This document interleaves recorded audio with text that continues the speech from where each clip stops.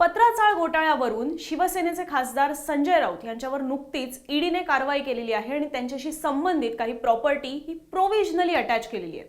Property पाहायला गेली तर साधारण 11,15,00,000 इतकी त्याची किंमत आहे, ज्याच्यामध्ये संजय राऊतांची पत्नी वर्षा राऊत, प्रवीण राऊत जे पत्राचाळ घोटाळ्यातले आरोपी आहेत, जे ईडीच्या अटकेत आहेत, ते त्यांच्या पत्नी माधुरी राऊत, याच्याशिवाय सुजित पाटकर जे संजय राऊतांच्या जवळचे आहेत, त्यांच्या पत्नी स्वप्ना पाटकर, हे सगळे जण या प्रॉपर्टीचे हिस्सेदार आहेत आणि हीच प्रॉपर्टी अटॅच केलेली आहे। याच्यामध्ये दादरमधला संजय राऊतांचा एक फ्लॅट जो त्यांच्या पत्नी वर्षा राऊत यांच्या नावावर आहे आणि दुसरं जी प्रॉपर्टी आहे ते अलिबागमधले 8 प्लॉट्स आहेत। ही सगळी प्रॉपर्टी ईडीने प्रोव्हिजनली अटॅच केलेली आहे।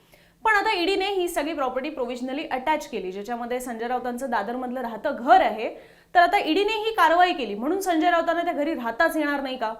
ईडी खरं तर जेव्हा जेव्हा कारवाया करते मनी लॉन्ड्रिंग संदर्भातल्या, तेव्हा ती इधर प्रॉपर्टी प्रोव्हिजनली अटॅच करते किंवा ती जप्त करते। या दोघांमधला नेमका फरक काय आहे? जेव्हा जेव्हा अशा कारवाया होतात, तुम्ही सरसकट बातम्यांमध्ये बघत असाल की ती प्रॉपर्टी किंवा ती संपत्ती ही जप्त झाली। पण प्रोव्हिजनली अटॅच करणं आणि जप्त करणं ह्याच्यात खूप मोठा फरक आहे। हा फरक नेमका काय आहे? जसा मी मगाशी उल्लेख केला की संजय राऊतांची प्रॉपर्टी जर अटॅच केलेली आहे तर त्यांना आता त्यांच्याच घरी राहता येणार नाही का? याच सगळ्या गोष्टी आपण आता समजून घेणार आहोत। नमस्कार, मी अनुजा, तुम्ही पाहत आहात मुंबई तक। ईडी ही केंद्रीय तपास यंत्रणा आहे, जिचं नाव तुम्ही गेल्या 1.5 ते 2 वर्षात वारंवार ऐकलेलं असेल। दर एक दिवसाआड कुठे ना कुठेतरी ईडी संदर्भात बातम्या ह्या हल्ली यायलाच लागलेल्या आहेत। अगदी थोडक्यात माहिती द्यायची झाली तर जे आर्थिक गुन्हे घडत असतात किंवा आर्थिक जे व्यवहार असतात त्याच्यामध्ये जर काही फेरफार असतील, गैरव्यवहार असतील, तर त्या सगळ्या संदर्भातला तपास हा ईडी मार्फत केला जातो। बऱ्याचदा ब्लॅक मनी, मनी लॉन्ड्रिंग यांसारखे गुन्हे घडत असतात, त्याचा सगळा तपास हा जो असतो तो ईडी करत असते, जी केंद्रीय तपास यंत्रणा आहे, जिचे अधिकार हे केंद्रीय अर्थ मंत्रालयाच्या किंवा केंद्रीय अर्थ खात्याच्या अखत्यारीत येतात। आता याच्या संदर्भात म्हणजे ईडीच्या संदर्भात तुम्हाला आणखीनही माहिती जाणून घ्यायची असेल तर त्या संदर्भात आम्ही एक वेगळा व्हिडिओ केलेला आहे, त्याची लिंक तुम्हाला या लिंकच्या डिस्क्रिप्शन बॉक्समध्ये सुद्धा मिळू शकेल। तिथे जाऊन तुम्ही तो संपूर्ण व्हिडिओ पाहू शकता की नेमकी ईडी असते काय, तिच्या अखत्यारीत कुठले कुठले नियम असतात, तिच्या अंतर्गत कुठले कुठले अधिकार असतात आणि कशा प्रकारे कारवाई करते, या सगळ्या संदर्भातली माहिती त्याच्यात आहे।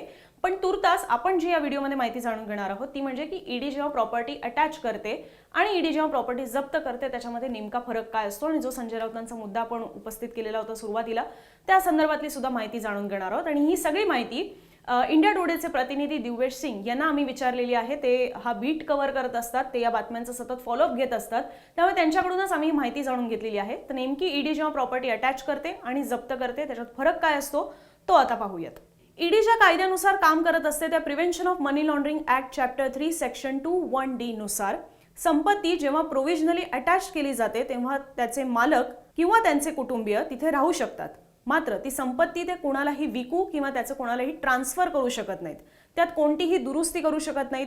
भाड्याने जरी ही संपत्ती कोणाला दिली तरी त्याचं भाडं हे ईडीला मिळतं। जेवढा पैशांचा घोटाळा तेवढ्या किमतींपर्यंतची संपत्ती ही जप्त होऊ शकते। एखाद्या घोटाळ्याबाबतची कारवाई ही आपण उदाहरणाखातर समजू की 2010 मध्ये झाली असेल, पण त्यातल्या आरोपीचे 2000 मधलेही काही घोटाळे तपासादरम्यान ईडीच्या लक्षात आले तर ती ही संपत्ती ईडी अटॅच करू शकते। संपत्ती जप्तीची ही कारवाई होते जर आरोपी तपासात सहकार्य करत नसेल, समन्स देऊनही चौकशीला उपस्थित राहत नसेल, पळून गेला असेल, तर अशा परिस्थितीत ईडी अशी संपत्ती जप्त करते। जर आरोपी पळून गेला असेल तर त्याला फ्युजिटिव्ह इकॉनॉमिक ऑफेंडर म्हणूनही घोषित केलं जातं।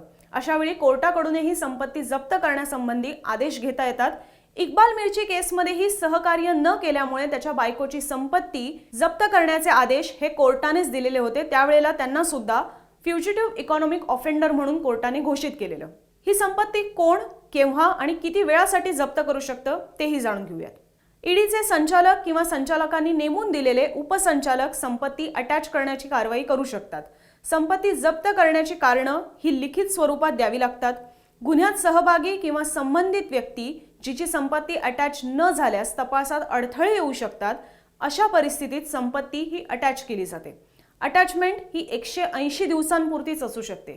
त्याच्या पुढेही जर संपत्ती अटॅच करून ठेवायची असेल तर पीएमएलए अंतर्गत ज्यांच्याकडे अधिकार आहेत, ज्यांना ॲडज्युडिकेटिव्ह अथॉरिटी म्हणतात, अशा अधिकाऱ्यांकडून परवानगी घ्यावी लागते।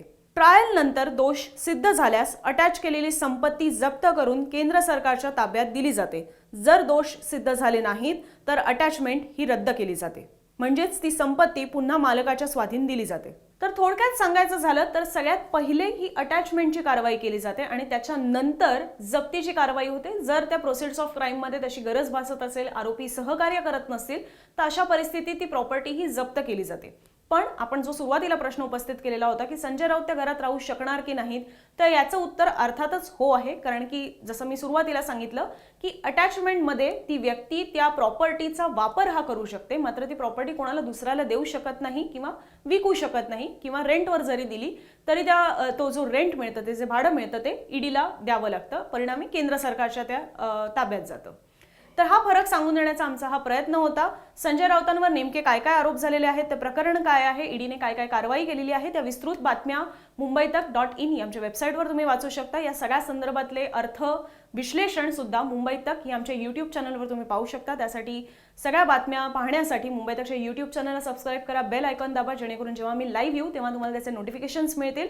आणि या सगळ्या बातम्या एका क्लिकवर पाहण्यासाठी फेसबुक, ट्विटर, इंस्टाग्रामवर सुद्धा तुम्ही आम्हाला लाईक, फॉलो आणि शेअर करू शकता.